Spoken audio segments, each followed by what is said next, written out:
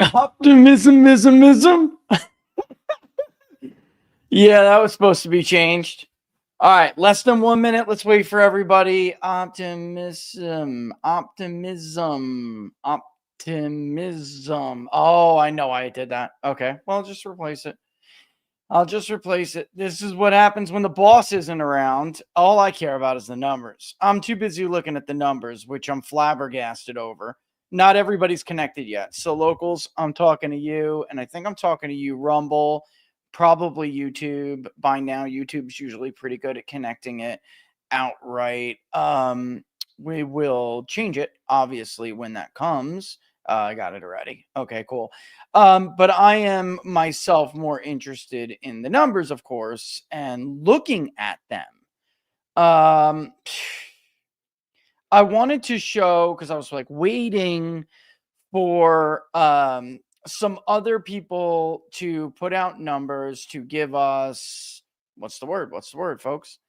Um, to validate or confirm what it is we are going to be saying, which is that this is unbelievably, and I could always change it on locals later. I don't care about locals as much. You guys understand.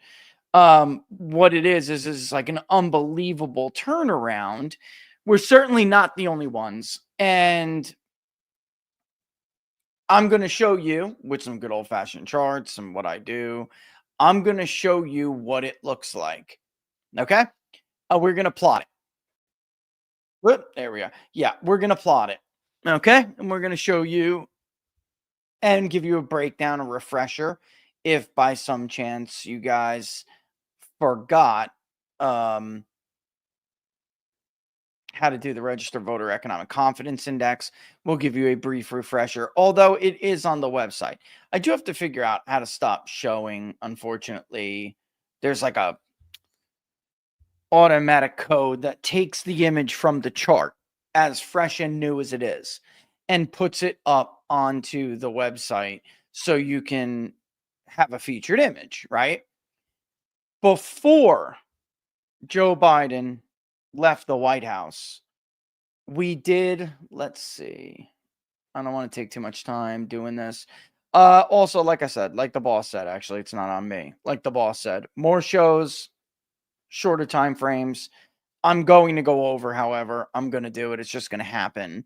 But I have to make sure I don't go over too much because I have my kid I got to go get.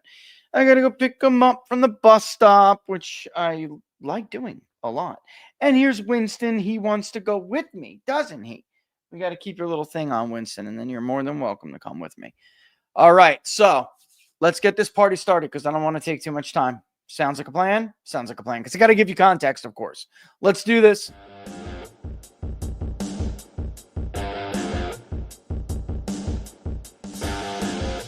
Bum, bum, bum, bum, bum, bum.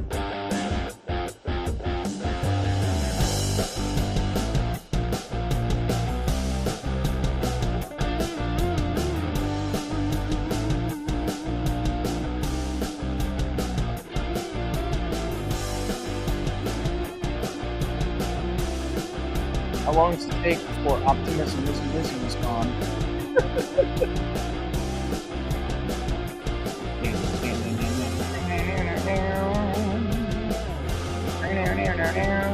I don't want to mess with locals because I don't want it to mess up. So we'll just wait.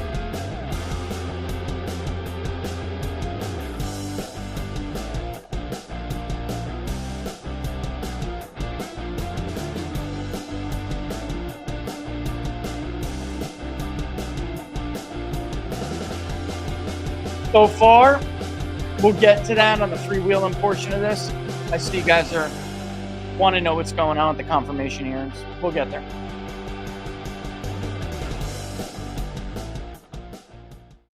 All right, welcome to Inside the Numbers with the People's Pundit. I'm your host, Rich Barris, the People's Pundit. We'll give you an update on what we think is the situation with the hearings and the confirmation votes where they are at. But of course, if you like the videos, like them, share them far and wide. The best place, of course, to follow us is right there. peoplespundit.locals.com, peoplespundit.locals.com. There is a new registered voter economic confidence index coming out. There's a reason why I didn't crunch the numbers and put them together. It's because I knew we were rolling until the end of the month. And when the new numbers come out, it's a larger sample, 3,000 and change. You will see what the final is. However, I'm going to show you, plotted on the chart already, what it was from the time where we went through this. And I don't expect it's going to change very much at all. They're still, they may even be a little bit higher. I kid you not. They may be higher. And as I'm seeing this, and as other pollsters are seeing what they're seeing, which we're going to look at, there's story after story about how the bureaucracy is in panic. The world's, ending. Chicken Little, the sky is falling, right?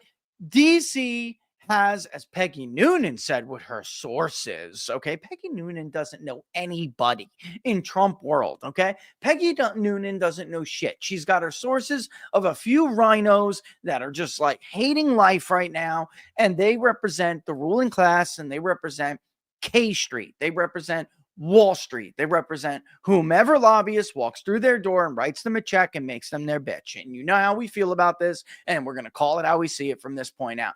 This entire comeback, this political comeback, whether you like Donald Trump, you love him, or you hate him, and by the way, now most people really like him, all right? Get over it. What this is all about is really about whether or not the ruling class, after the man is reelected, has a comeback and stop him from that comeback. They could not. And now he's in office again. Can he do what he promised to do in the first term, but the country wasn't really ready for yet? And now it looks like the country is ready for it. Don't get me wrong. Disapproval ticked a little bit higher in our polling. Not much, but it did tick a little bit higher. And I imagine it was some of the negative stories. But you can certainly see that there is a ceiling, a force that's pushing back on the rise of these disapproval numbers. And there's most definitely a floor that the fall of his approval is running into. Okay. And it is a majority, over a majority. So I know what other polls say. Some other polls, they're wrong. That's all there is to it. I mean, I'm not going to have this. I'm not going to spend all this time explaining myself to the haters. You were wrong. I was right. Again, deal with it. I obviously, and a few others in this country, have a better grasp of dealing with the electorate when it comes to Donald Trump than you do. All right. So eat it. I don't know what to tell you. His approval rating is not 48%. His approval rating is not 45%. His favorability is not 47, 48%. He's got a majority, and it's riding this wave of optimism right now. Can it go as high as Reagan? That's what everyone is talking about right now. Is he going to hit a Reagan-like number? I think that's results oriented. I think that question will be answered by results. Okay. They're not going to like him. They're not going to stop this nonsense. They had the crash the other day, tragic thing. Yeah, the president, I think he should have waited before he had all the facts, but they had this crash. You know, and I know. I mean, if you're smart enough to watch this show, I don't have to tell you this. I'm going to tell you for people who may be watching for the first time. If Joe Biden was still president, they wouldn't give two shits about this crash. And you know it, and I know it.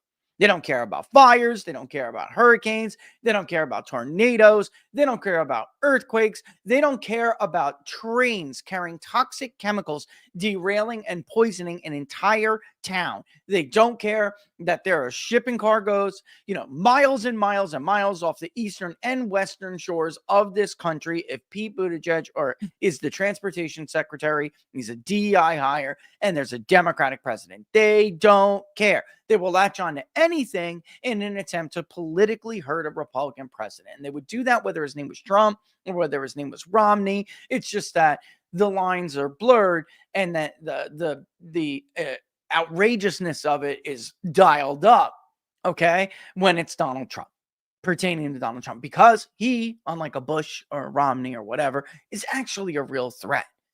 And this comeback is their worst nightmare, okay? So writing in the Wall Street Journal, which I don't normally read, but I mean, I think it's relevant because I do think she only knows these people. And by these people, I mean DC, whether you call yourself a Republican or you're a Democrat, You live in an alternate reality where the world is typically insulated from recession. You're insulated from the world's problems. You produce nothing. You innovate nothing. You literally live off of the hard work and the talents of other people whom you hate and whom the policies that you push hurt. So the real question is here, why is the ruling class opposed to your happiness? Because when we go over the registered voter economic confidence index, when we look at the survey of consumers, when we look at builder sentiment, when we look at the consumer sentiment index, the ISM survey, manufacturing, non-manufacturing, the services of the manufacturing PMI, they're people. That data is people. The National Federation of Independent Businesses, they put out their Small Business Optimism Index. Those are people. When you see that there's an employment situation report, otherwise known as the monthly jobs report, and it sucks, those are people being hurt. But they don't look at you as people. I'm not even sure they look at you as human beings. And they actively move every day throughout their day with one goal in mind: to screw you and help themselves. Because that's all that town is filled with. And that's the honest to God truth. And nowhere can you see this better than the economic confidence index for registered voter only, which is particularly relevant at Big Data Poll. Here's Peggy Noonan talking to her last Republican friend on Capitol Hill. Republican lawmakers, she puts an S on it, right? And there's no doubt, I tell you this all the time. The Republican Senate is filled with a bunch of corrupt traitors. They are. They tell their voters one thing and they could care less. They're going to run and, take it, from Big Pharma and, the military industrial complex. That's who they care about. That's who they listen to. That's all they care. They don't care about you. They lie to you every 6 years in the Senate, and many on across the way in the House, the People's House, lie to you every 2 years. They're pieces of shit. All right? And the MAGA movement is trying to force them to be the people they claim to be during election season. Okay? That's it. It's very simple. There's no complicated thing here. All right? This is not hard to understand. You have one party that is the vehicle of the state. They admit it. Their voters don't care because they want to be the ruling class themselves. They want to be elites. And they're true to their voters. And then you have another party who is like 1/3 to maybe 40% honest when you look at everybody. It's just lawmakers, but people that work in and day out to make sure they get elected, the base, the activists, right? And they are true believers, and they're trying to make the government work for the greater population. They know they're in the majority. It's just a quiet majority, but they're not very good at mobilizing voters. They did better this time, but they usually find themselves in this artificial minority because they don't have the entire system working on their side. They don't have all of corporate media. They don't have all of Wall Street. They don't have all of K Street. They don't have all of the entertainment industry. And they sure as hell do not have all of Washington, D.C. working in their best interest. All right. So there's a few of them out there. And they're trying to make their party, because of course what that imbalance leads to a grave and disgusting corruption, where even they betray their own people. And there's a 40%, I would say 33 to 40%, that's trying to make their party be the people that they claim to be, but they are corrupted by the system. And that party would represent a majority in this country. Peggy Noonan knows the scumbag percent, the people who live off of your talent. They live off of your suffering. Let's just call this how it is. They live off of your suffering, and they are rooting for your suffering because they prosper when you suffer. Okay? And they don't care at all. And they pretend they do, but they don't care at all. And those are the Republican lawmakers she can go ahead and quote in her column, because she doesn't know any other ones. And even if she knows of their names, they don't talk to Peggy Noonan anymore because she's largely irrelevant. All right? Republican lawmakers, including those most supportive of the president, bullshit, but are besides themselves with anxiety when you speak to them off the record between friendly acquaintances. Between friendly acquaintances means she's not speaking directly to them. She is somewhat friendly with people who are acquaintances with them. And she's claiming to speak with authority for them. They are really speaking for the Mitch McConnell machine that still remains in the halls of Congress. That's what she's talking about. And you ask how it's going. They shift, look off, shrug. You know how it's going. A GOP senator who supports the president had a blanched look. Now, what would support the president mean? That could mean Susan Collins. Did Susan Collins support the president in this election? Of course. He doesn't do anything to make it easy, he shrugged. What is the meaning of the averted eyes and anxious faces? It means Trump 2.0 isn't better. It means for all the talk of the new professionalism in the Trump operation, they have to get used to the chaos again and ride it, tempting the gods of order and steadiness. After 1 week, they concluded the first administration wasn't a nervous breakdown and the second isn't a recovery. Instead, again, they're on a ship with a captain in an extended manic phase who never settles into soothing depression. What she and they want him to settle into is the status quo. Change is disruptive. Change is ugly. It's volatile. It's unstable. Instant. It is not the same go along to get along, which is what Peggy Noonan and the hack GOP establishment people pretending to be MAGA that she knows and she's talking to for this column. That's what they're used to. That's what they want. They don't want change. They only tell you they want change. The American public wants real change. They are not dealing with this settle into a depression rhythm nonsense that Peggy Noonan is talking about. There are things that the Trump administration can 100% do better. I think Donald Trump absolutely needs somebody who knows his voters, who knows the people and their context in the greater electorate that got him elected. Yeah, they understand their tolerance and they understand their will and their resolve. And he needs them to tell him where to push, how much to push, when not to push, and when, by the way, to make a message that counters what they want to do. Otherwise, he is going to be riding off of borrowed time because he's going to fall into what all other presidents fall into. So understand, this is not a Trump D-ride session. I think he is grossly missing someone who is connected with his vote like Steve Bannon was. And they got him out of the White House real quick. Don't put him in the White House. And it doesn't have to be Steve Bannon. Make sure somebody you trust calls that person every day and has a meeting with them. I don't care if it's by freaking Zoom at 7 a.m. in the morning or 6 a.m. in the morning. And make sure you have your day tactile because they are discombobulated right now and you're still making mistakes. But let's get to the heart of it. Americans like what they see. They do. They like what he's talking about. And they feel very optimistic about the future. Another pollster who got it right this cycle, largely got it right, was, or two, let's just call it two right now. Mark Mitchell over at Rasmussen Reports and Spencer Kimball over at Emerson Polling.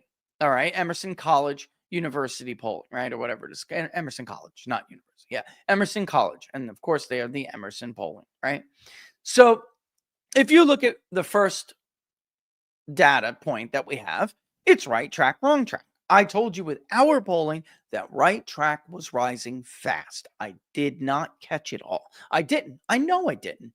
I could see it going quickly, and I could see the telltale sign that right track is about to explode.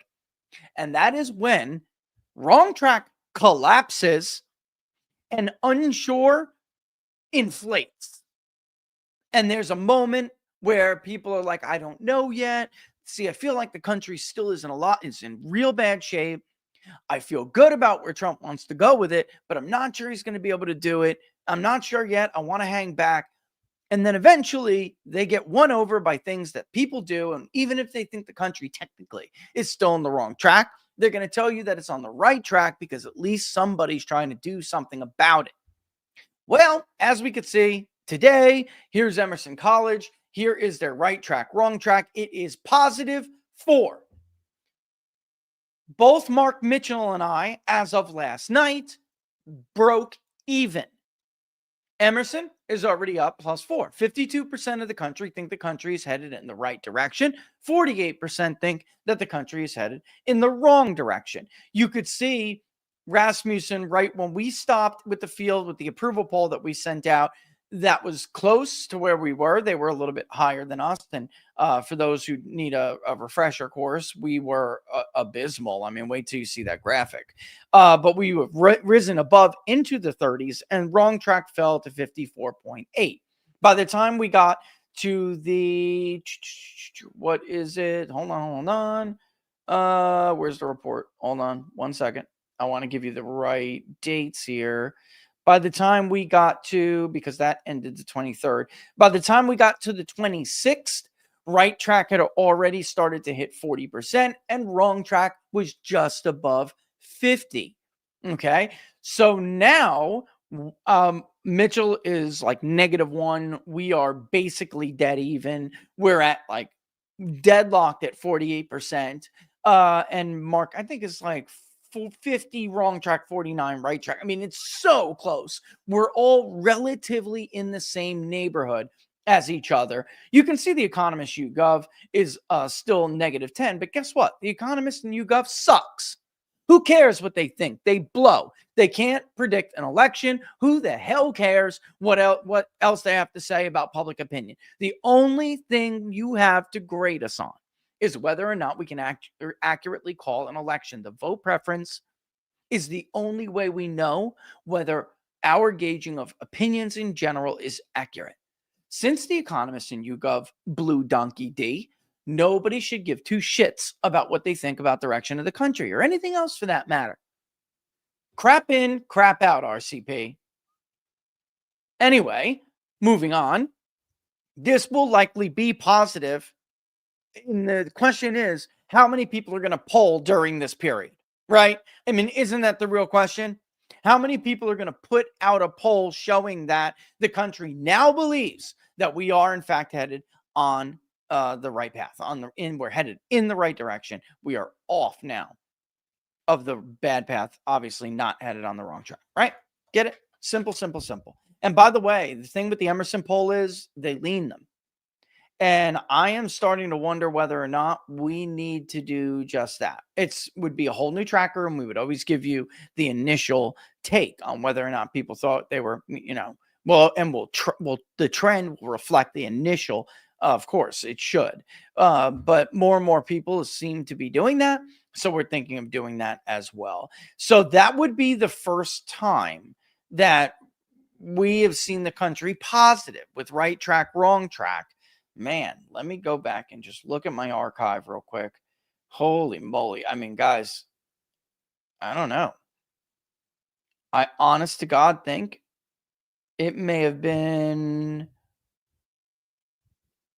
Well, that's going back even farther than I thought. It never got positive under Joe Biden. It was a hair negative, but it never got positive. So January, February, March, April 2021, right direction was 40.5, wrong track was 50.5. So wow, you'd have to go back to the last time Donald Trump was president to be able to see when the country was headed on the right track.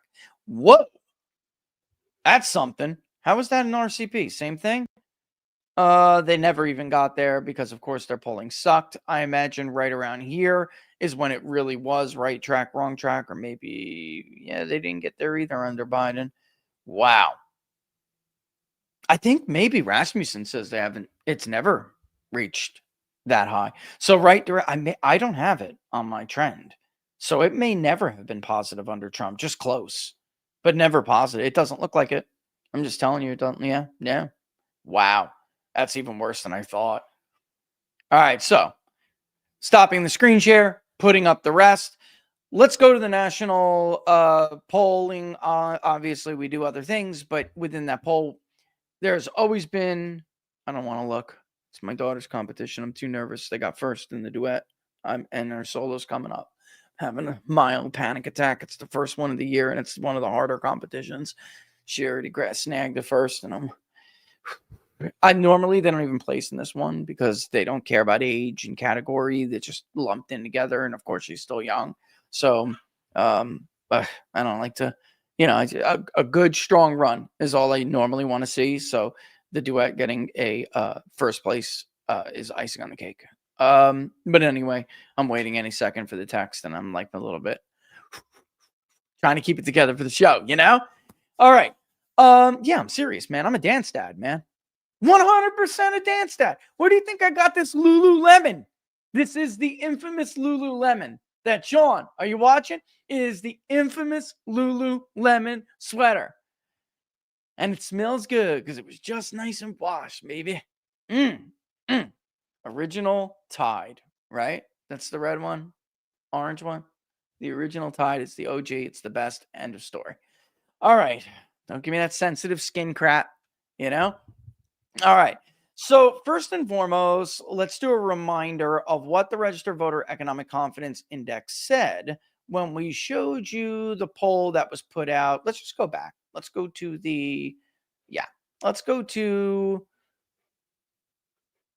ba-boom, ba-boom. I know it's small, and I'm going to keep it small because for some reason, even after the update, it keeps removing me. All right. So that's right direction, wrong track. Okay. If you don't remember or you have never heard, it is a relative value index like the Consumer Confidence Index. However, there is great debate over whether or not consumer confidence or economic confidence of any kind is predictive of election outcomes. And there's a school of thought, which I subscribe to, that really says it's less about government data, which is more and more untrustworthy, and more about perception, right? Because in 2016, it's a great example. The government data was trying to gaslight people that, it's the new normal, things are good, but perception didn't buy it. And obviously, Donald Trump beat Hillary Clinton. Okay. So the predictive value of economic data is in question as more and more of our institutions are untrustworthy to give us accurate, untainted data. So perception is what matters. And of course, that pollster has to be good at what they do. So in order to contribute to this discussion, we designed the Economic Confidence Index that is only for registered voters. The only difference in the methodology is still the same. The only difference is we do not use 1985 as a baseline for the index level. All right, like the Consumer Confidence Index does. And maybe the Survey of Consumers use 1980 or something, or 81, but we don't. All right, so with that in mind, it's still relative value. It is basically you add positive and negative values. The sum of the positive and negative is what you divide the positive by. So neutral isn't in the equation, but of course it's like dark matter. You can measure it by its absence, right? Or how much it is offsetting it's a very simple equation. So here it would be for current business conditions, it would be 27.8 divided by the sum of 27.8 plus 25.5. All right. Same thing goes. You can see that current conditions were not super great, but they already were starting to rise as optimism was making its way around the country in response to Trump being reelected. All right. So Joe Biden was suffering badly. And even when I'll show you an example of recovering numbers, and you're going to say, Rich, that's a recovery. But it is when you see how badly the numbers fell under Biden. And they did recover. They just didn't recover to territory, which indicates expansion and optimism. Okay.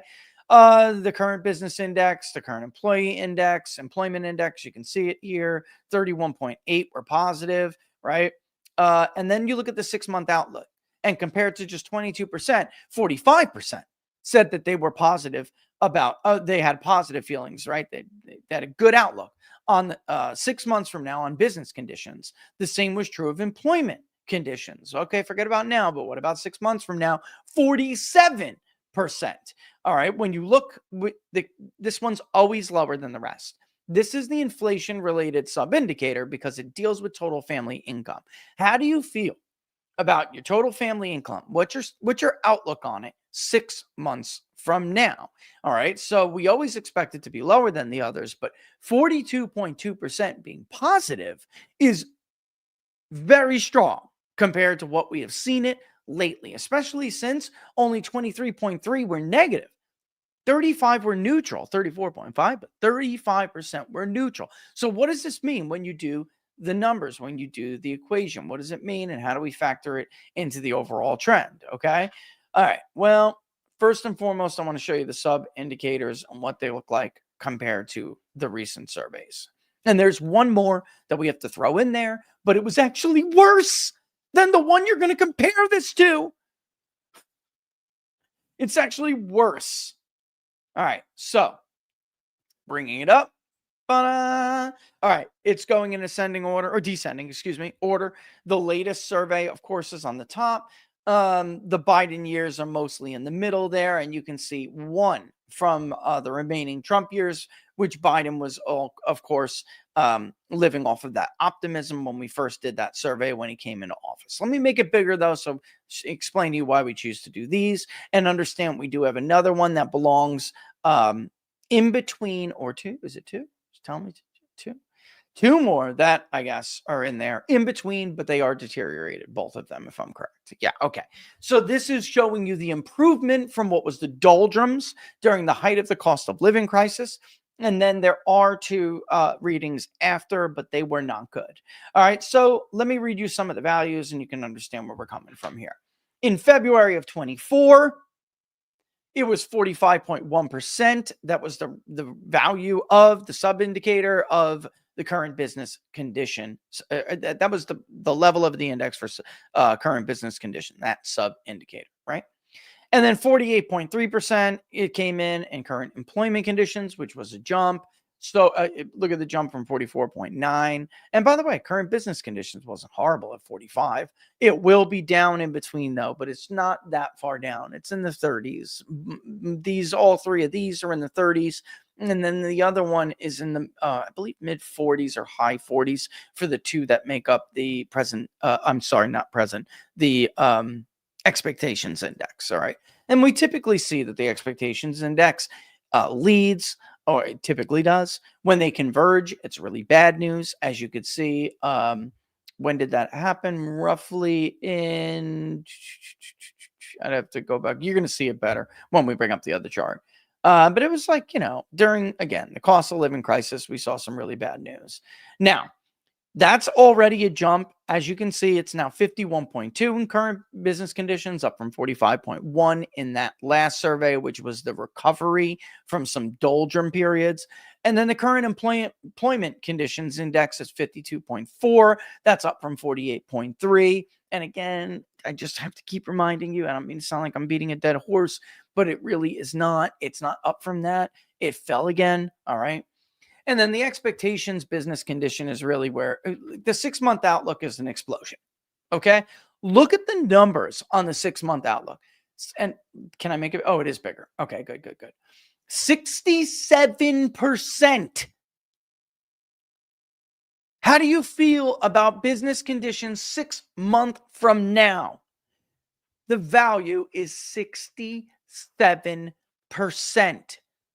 Do you know the last time the value was 67%?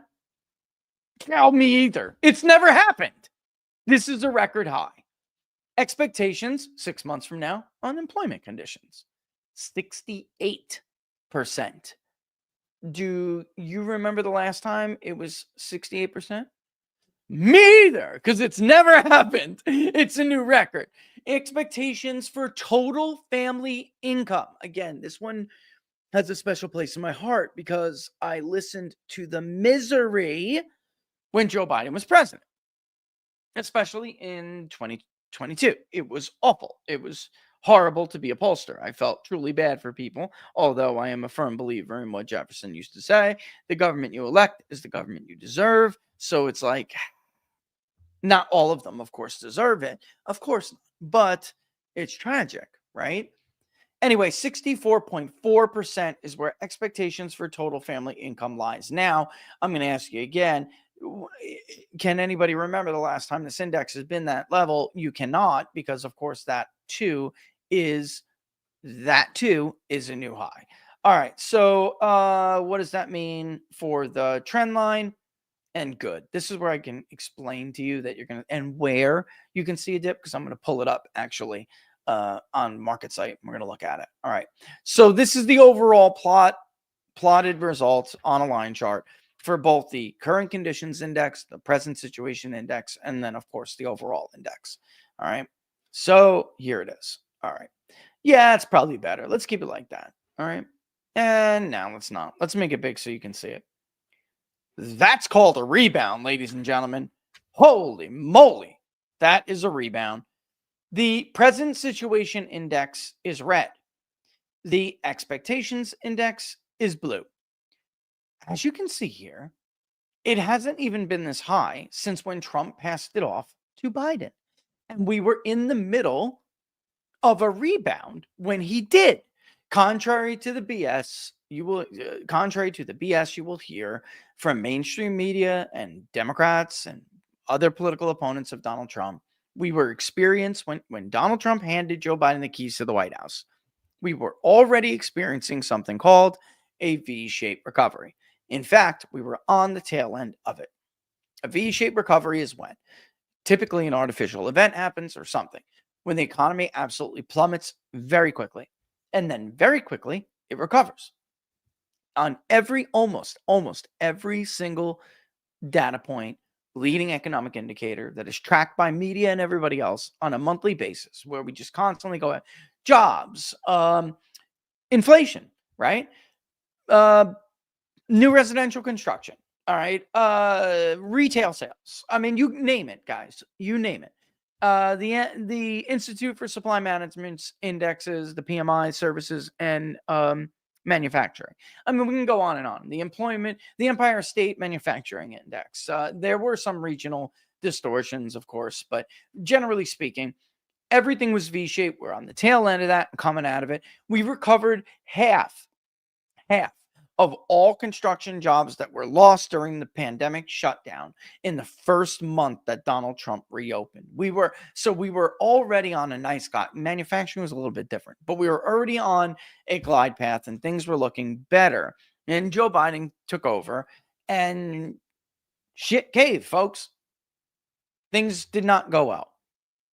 Construction was propped up by government buildings and government contracts, and it was not reflected in things like new residential construction.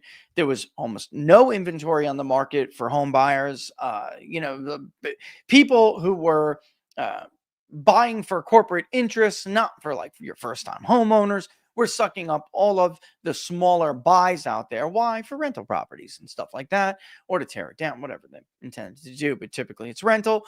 What else?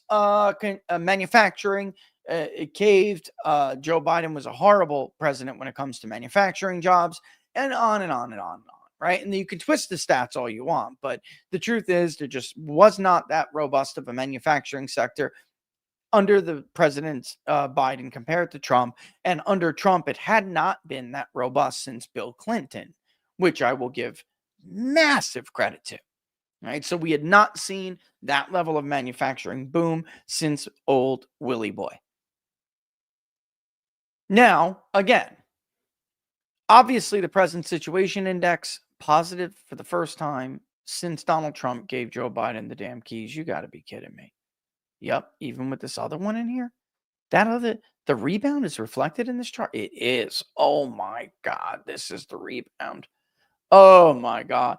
So understand too, it's going to dip here and a little and here because we took it right before the election. Oh my God. And it may actually be somewhat flat, but it will dip from the rebound. So you're going to see here, probably right around there.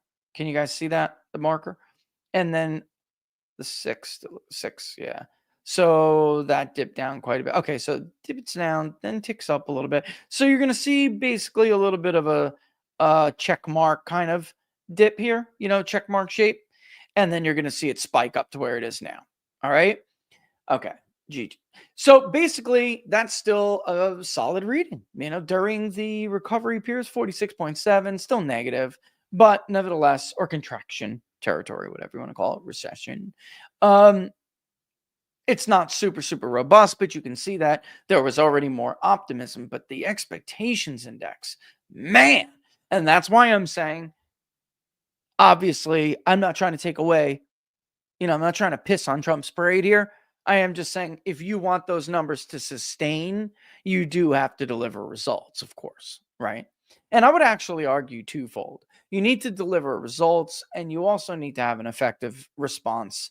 Not response, proactive daily messaging. You are Donald Trump, right? Maybe Susie and Chris don't understand this.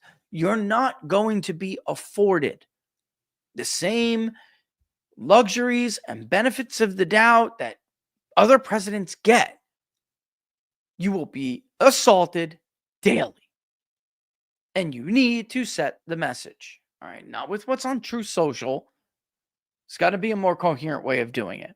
For instance, Democrats kicked themselves in the butt, but man, they had them for a second. Yeah, they did.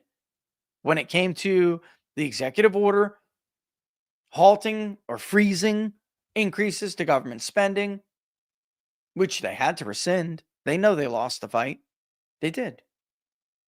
That should never have went out there without an aggressive, offensive, proactive message explaining to people in the best way, the most layman way possible, that Washington gets a pay raise, unlike you, every single year. And if you just simply halt the raise, they consider it a cut.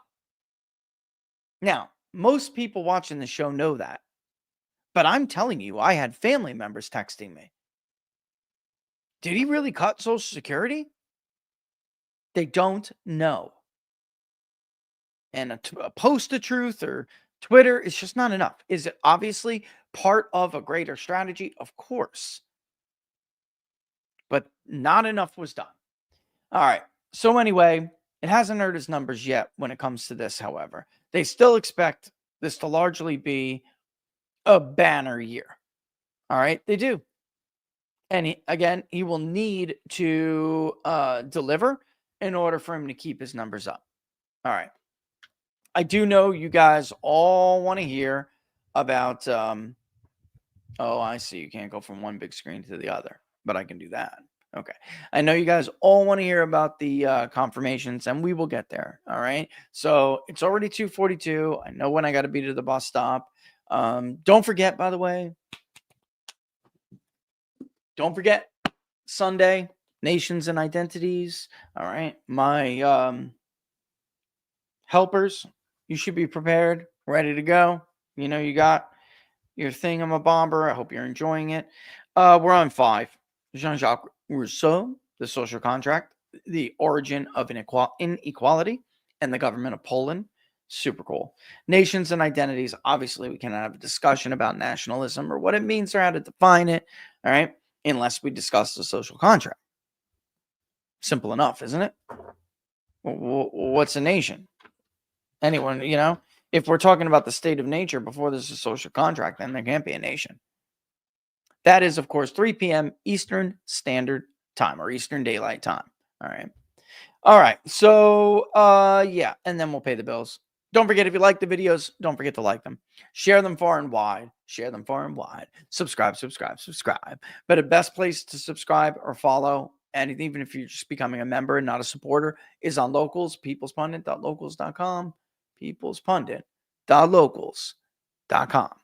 All right. A lot of interesting polling that we could go over. All right. But we do have to dip in on the confirmations. I know you guys kind of want to hear that. All right. But first, let me tell you about our friends, again, at Freedom Gold. If you've ever thought about diversifying or, you just want to think about how you could protect your wealth, you definitely should give the guys over at Freedom Gold a call. All right. What I love about these guys, they really are about making sure that you have the confidence you need to make a decision if and when you're ready to do it. The buy-in has been dramatically reduced for people who watch the show, right? It's 50 grand here, it's 20 grand here, it's 10 grand there. And even at Freedom Gold, it's 5, but it's not 5 for you guys. It is, but it's 500 instead of 5K, of course. And you still get free shipping and insurance on whatever you do. You have a lot of great deals right now. You should go and check out which one may be best for you, what you may qualify for. There's a new $500 credit for opening a gold or silver IRA. And of course, there's our raffle. So you will be thrown into a raffle, and it's supposed to be won, and they've been super generous, and they've been basically raffling off, and 2 people a month have been winning free silver. So that's really cool. And if you won, you know who you are. Congratulations to you. And I promise when we can make the times work, we'll have them back on to announce who they are. Or you can give them a call. If you don't want to visit the website, you want to talk to somebody. Me, I'm a little old school like that too. The number on the screen is just for us. 888-279-3592.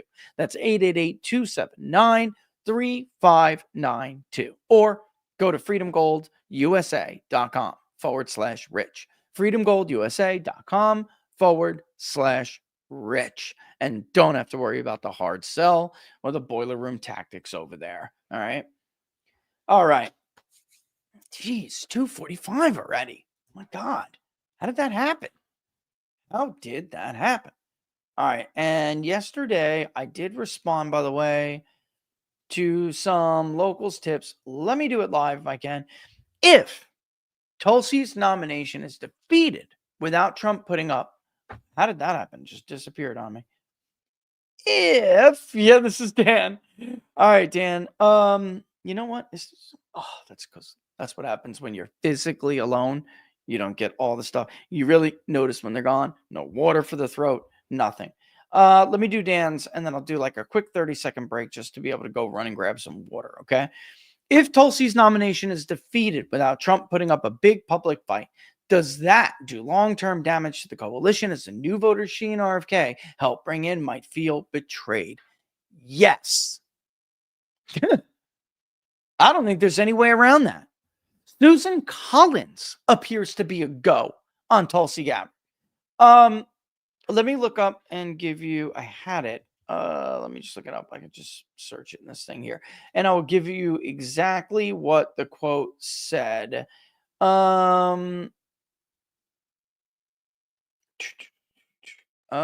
Basically, she was satisfied with the question, and I'm shocked because Langford was a prick about it.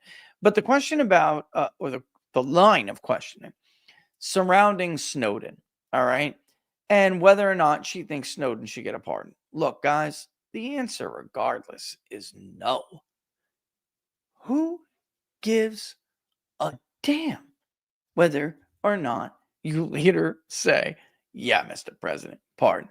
You're fighting Democrats, all right?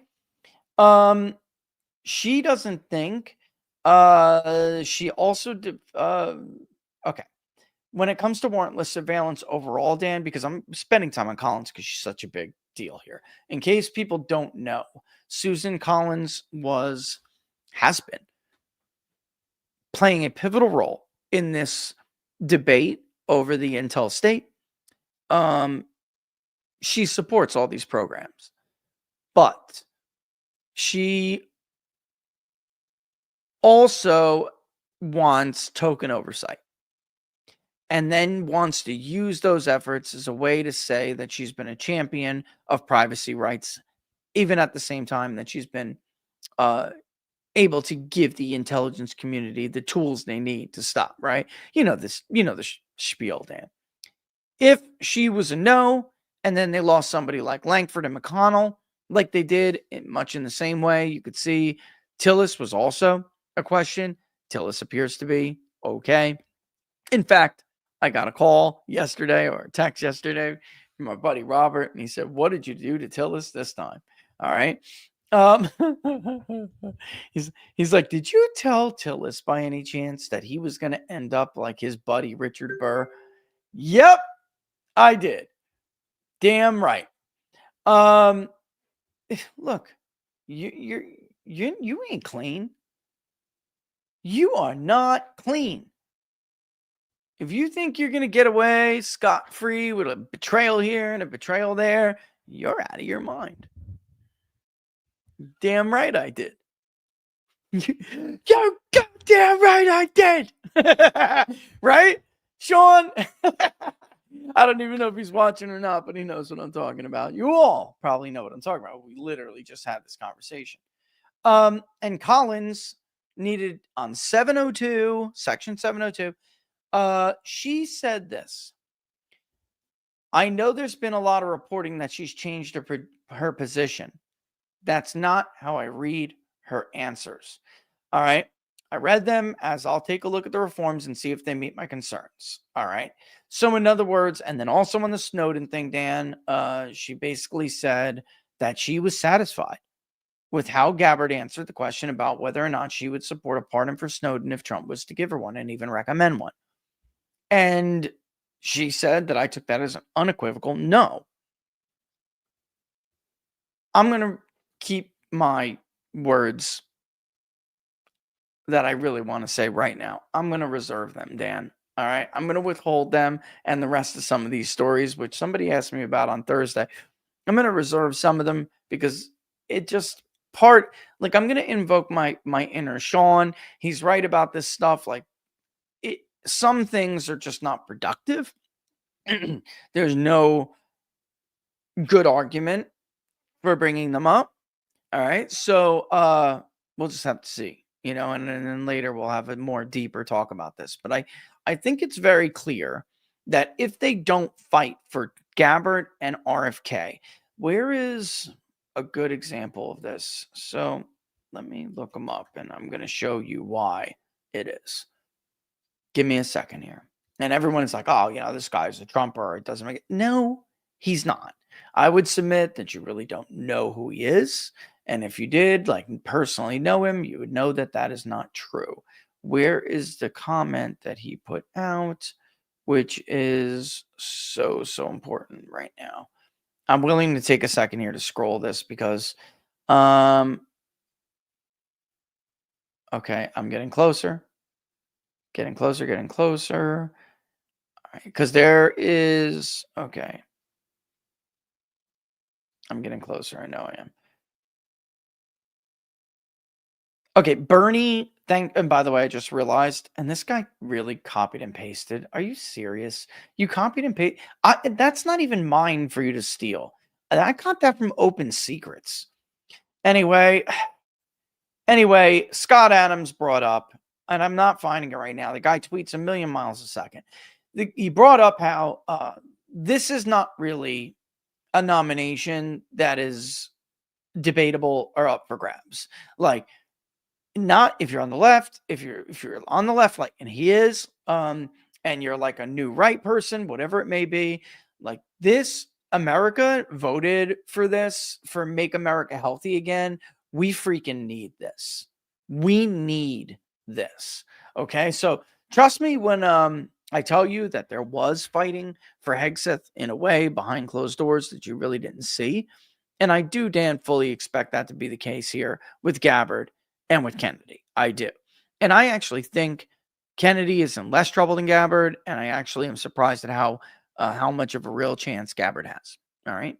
I actually thought that she would probably be the one to go down. And right now I'm stunned by the reception she got from Collins and from Tillis. All right. So we'll see. We'll see. All right. Yeah. I mean, we'll have to see how it goes. Let me take, like I said, I don't know how the hell close it is. Let me take a 30-second break just to try to grab myself some water, which I forgot.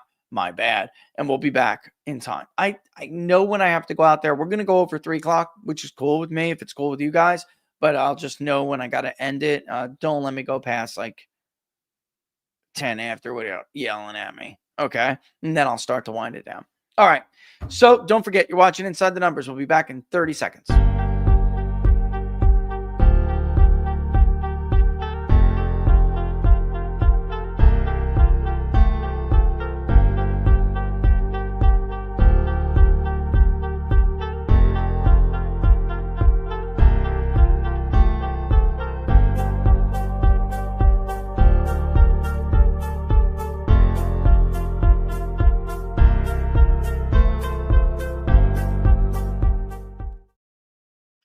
Rich, what would you do without Laura?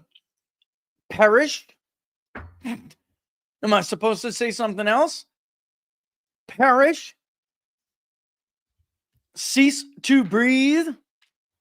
Not know how to tie my own shoelaces? Am I supposed to dispute this fact? All right. Jeez. All right. Crew Kid. Hey, Rich, Crew Kid here. If Cash is confirmed, which he should be, I'm not sure I can understate how important it is the FBI will no longer be the Gestapo. I remember you saying during the campaign that people had to hang up. And make sure you weren't FBI because they were scared the FBI would hunt them. Now he's talking about people we polled. All right. They did. They would like say, call me back in 5 minutes. Who you from? Where you from? Call me back in 5 minutes. They didn't even want to talk to us as poll. I've never had this happen to me as a pollster ever. And I've talked to a lot of Americans. Some of them most are hilarious, wonderful people, or some are quacks. All right, as I'm sure I don't have to explain to you. It's not a revelation. And I've never been bombarded the way we were this election cycle with concerns over whether or not the FBI would be listening, or if they did text online. Are they going to know what I write here? It was a fear about telling us their true opinion because the FBI was acting as a surveillance state, the Gestapo, right? So people had to hang up and make sure you weren't FBI because they were scared the FBI would hunt them down after you hung up with them. Tulsi is also of the utmost importance to be confirmed so they can work together to expose and expunge the rot. I couldn't agree more. To me, it's like none of these are like battles where you could go, okay, that's it. I don't know if I should tell, contents of our conversation, but a very well known, and I'm sure most of you anyway, absolutely love her. She's a reporter from an alternative media site, okay, who often actually goes on a corporate cable news site, okay, channel, and does, even their flagship anchor hard news show at 6. I remember I know it wasn't going to go. I really wanted it. And she was referring to Matt Gaetz, right? And it was like Matt Gaetz was the sacrificial lamb. And we all kind of knew it. Although she really wanted him bad. After that, though, because obviously for those of you who maybe don't know, obviously Matt didn't get it, right? After that wasn't real. So everyone kind of understood that. And it was like, maybe we'll dip our toe in the water. Obviously, we don't expect it to work, but we're going to soak up some of that outrage and make it easier for the other nominees to get through. Bottom line is that none of these are, what's the word I'm looking, expendable. None of them were. Hegseth was a line in the sand because that's the one they decided they were going to go after the hardest. Some of the stuff they're using to go after Tulsi and RFK, it's like, I just don't see Americans even trying to buy it. The smear op that they ran against Pete, that's one thing. Like that may have had a chance to work. Not because Americans are going to care. They don't. But because you're going to give them, being Republican senators or backstabbing, two-faced traitors, you're going to give them the excuse they need to vote against them. And it's much harder to find that here with Tulsi. Democratic senators are stooping as low as to calling her religion into question. They've called Tulsi, a cultist, basically. She's worships, basically follows the faith of a fringe radical sect that's like a cult. And, I don't care what you personally think about it. You don't discriminate based on someone's faith. Look at what they did when Obama appointed some crazy ass people, and Republicans were like, this guy had like Muslim extremist tendencies. They'd go nuts. You're a religious, you're a religious bigot, and you're a Christian nationalist, and You just can't go down that road.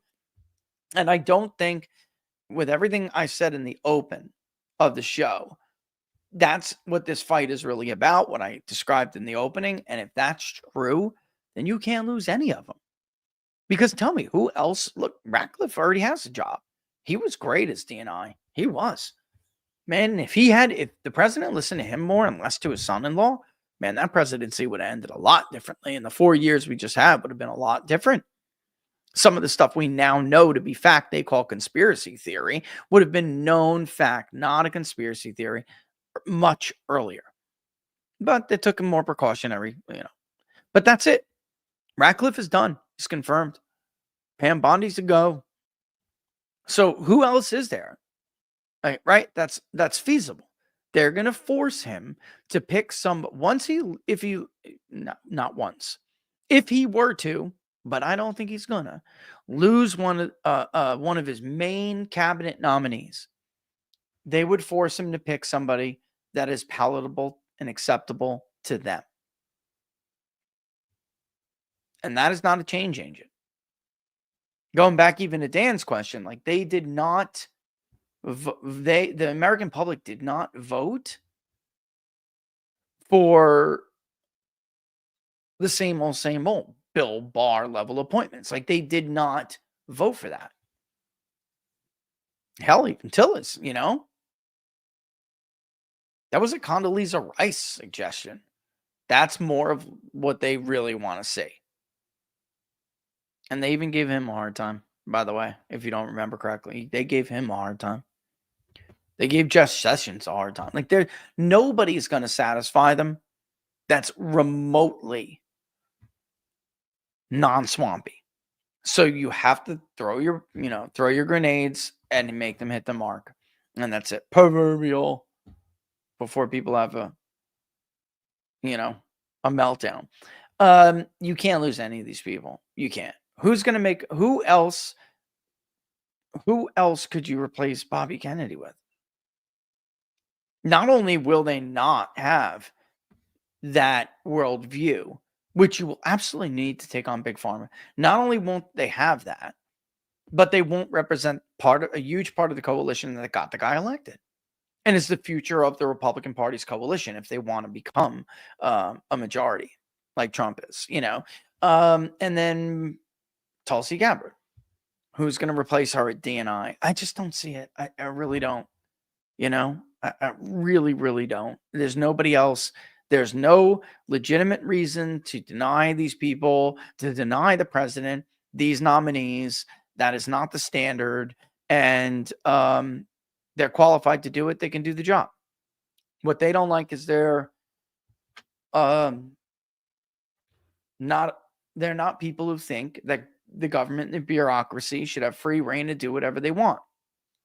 They're not people who think that you should blindly believe consensus when everyone knows that, everyone knows about expert lies, even if they don't know the term that I made up. Everyone understands that what the experts tell you is true right now. And that's a conspiracy theory. Turns out that it's false. And the conspiracy theory was right all along. So you're just not going to find figures like that are going to tackle these big problems. And that's what voters wanted. It's like, it makes me laugh about what Peggy Noonan said about this constant chaos and this, that. I think she said it all. They want to go along and get along. I don't know, in their tiny little minds and their narrow, thinking and their short-sightedness, I don't know what they think is going to happen to them when it all comes crumbling down.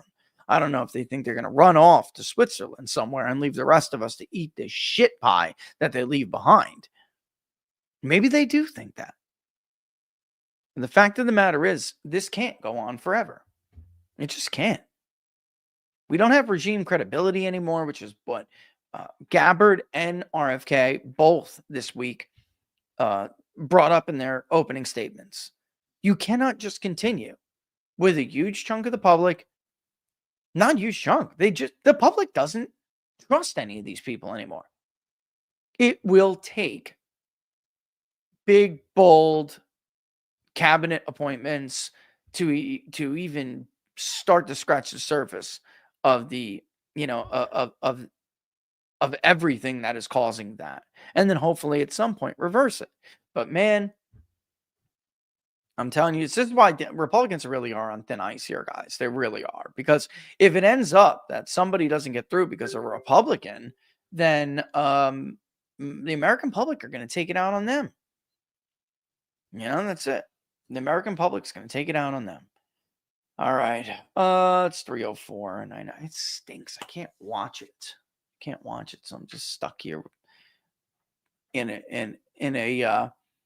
DC like panic state. These people, their anxiety and their panic. Take a freaking Valium. Let's do to them what they did to us for the last 40 years. Take a pill and shut up. You're lucky you're even breathing in existence. You should just be happy that we allow you to exist.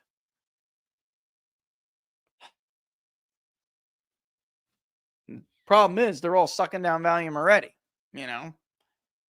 chasing it with 3 glasses of wine at lunch. It's another reason they hate Donald Trump. All these people in the media, they're all lazy. They got used to cocktail hour, at like noon under Joe Biden. Stuffing their fat faces, doing nothing else. I do, Samuel, this is a good one right here. And I can put it up because it's on YouTube. Thoughts on Gary Peters not running and the R's chances? I got to tell you, all things being equal, this should be a really good pickup opportunity for Republicans. There is a poll out. I didn't conduct it, so I cannot speak to its validity. It's our Remington Research, and you guys know how I feel about Remington Research. And by the way, what a bunch of turds at the end of 24. That, along with Rasmussen, not Rasmussen reports, Scott himself. What a bunch of turds. Let's see. Pennsylvania even. Wisconsin, Trump by 1.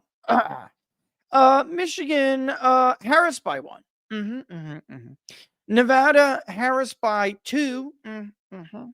Florida, Trump by 4. That looks good. Yeah, let's keep going with that one. Ohio, Trump by 6. Yep, don't forget about the sampling error. What? Jesus. First of all, nobody was going to carry all of those states except one. I'm not going to relitigate this. Anyway, it should be a nice pickup. But look what happened to Mike Rogers. Why? Because Mike Rogers is not a Trumper. He wasn't fooling anybody. Wasn't fooling anyone. Open seats are easier to win. There's no doubt. Oh, why was I making fun of Remington? I lost my train of thought thinking about my kid. Because Remington came out with a poll showing that the conservative candidate in Wisconsin is winning for the Supreme Court seat. I don't know. There was a lot of undecided. It was like 20%, 25% or something undecided. And obviously the vote share was very, very, very low. Also, we don't yet know, and this is going to be tricky for all pollsters, for me. We don't yet know whether or not the efforts in 24, which is very different than 16,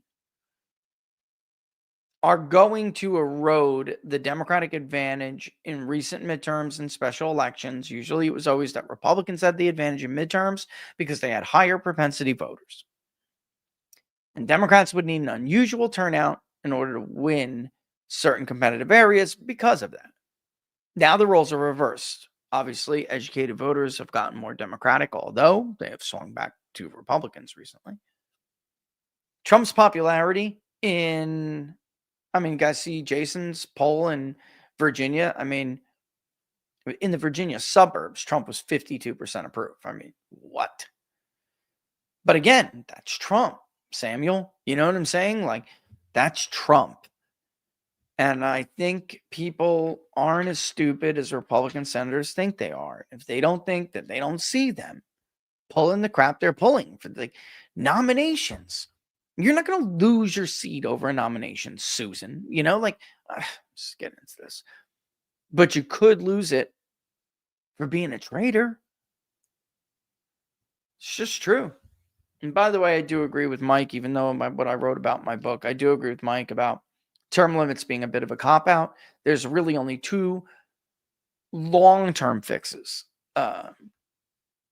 instead of term limits, because term limits sound great in practice, guys, to get rid of people like that. But the fact of the matter is, and for people who don't know why they're needed, average tenure in the U.S. Senate before the 17th Amendment, and passed, of course, with the 16th Amendment, a log rolling deal. One was direct taxation through the federal government. The other one was direct election of senators.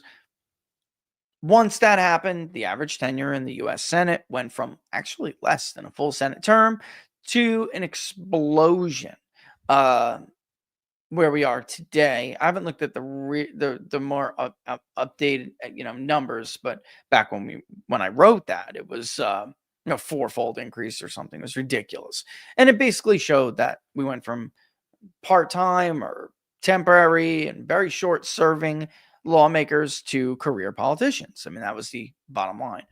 And term limits, obviously, are one option. That's true.